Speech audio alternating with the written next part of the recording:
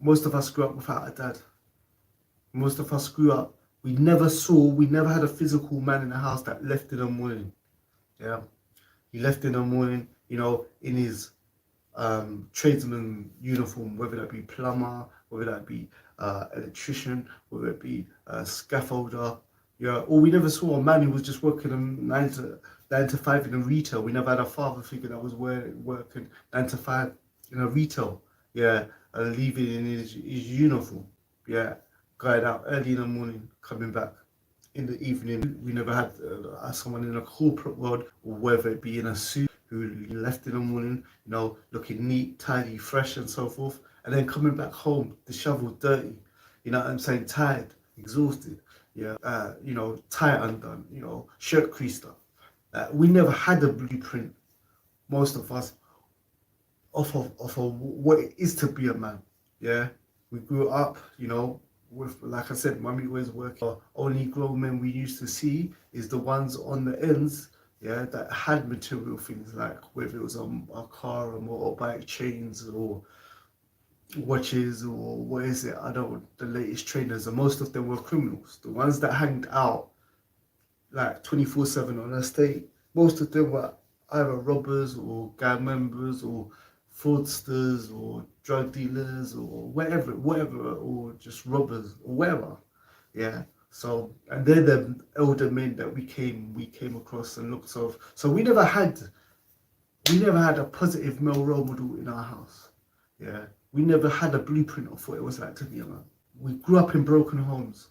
Like, you know, our father, mum, they weren't married most of the time. Your dad had sex with your mum. She got pregnant. It wasn't planned. They might have even been strangers. The woman got pregnant. Yeah, the father dust off because he's following this YOLO lifestyle, this YOLO religion.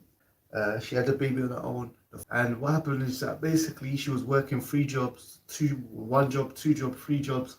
Yeah, she was either always working, or she was either always at home cleaning up after you and your brother and sister.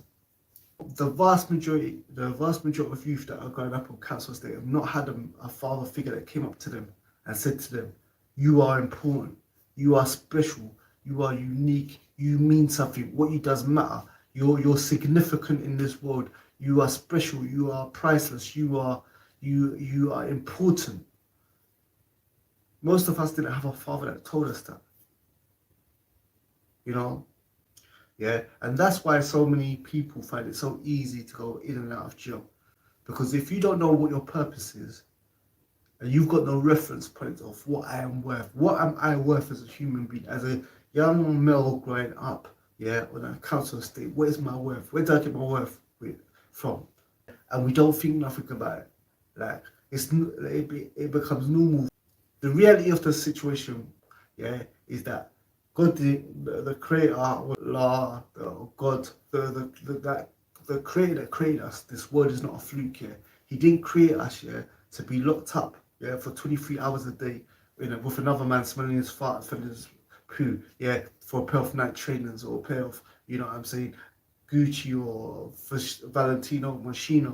If no one's ever told you, I'm telling you now, if you ain't had a father in your life, if you ain't had a male figure in your life, I'm telling you now, you are special. You're not a piece of crap that deserves to be locked up 23 hours a day. You're not nothing. You're not irrelevant. You're not unimportant. You're not insufficient. You're important. You are special. You are valuable. You have importance. You are somebody. And no trainers, no clothes, and no motorbike, and no car is worth being locked up like an animal. And yes, it's your dad's fault. It's your dad's fault for being a coward. It's your dad's fault for running away. It's your dad's fault for just living this YOLO way of life, this, whether you want to call it a philosophy, whether you want to call it a religion, whether you want to call it a way of life, whether you want to call it a lifestyle. Yeah. The reality of the situation is that your dad was a coward and he was weak. Now, I'm not talking about the few exceptions where the father went in to see the child. And I know there's many people trying to start a podcast now and things now trying to talk about being in their kids' lives. And now there are some men trying to be in their kids' lives and do organizations. And just because the mother doesn't get on with the father, yeah, she's being spiteful and not letting the child see that. I understand that, but let's be honest. The vast majority of people who grew up on council estates, yeah, they didn't have their father in their life, and it wasn't because the mother was stopping them. Yes, there's exceptions, but the vast majority, yeah, of men and so forth, yeah, especially in London, especially, you know what I'm saying, like southwest, northeast of London and so forth, the fathers were not there because they were just living this lifestyle of just like linking with it, raving every weekend, chatting up anything in tight, any girl in tight clothes or half naked and this, that, and everything, and just compete, banging, and just competing, you know, and that way of life, that YOLO way of life of just bunning, raving, drinking, smoking, and so forth. Having a family and having kids is not part of it. You know what I'm saying? Having discipline and having sacrifice is not part of it.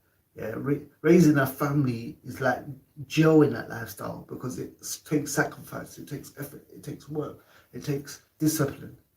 And YOLO's not that religion or that way of life or that lifestyle of music alone. YOLO, it's only about enjoyment, it's only about sleeping around, it's only about desires. It's not, there is no discipline and there's no sacrifice in it. You only live once to get away with as much as you can. Because the reality is, what can a girl do to you? If you get a girl pregnant, yeah. If you sleep around, and get girls pregnant, yeah, physically they can't really do anything to you. You're just going to carry on. You're just going to carry on. Why? Because you only live once.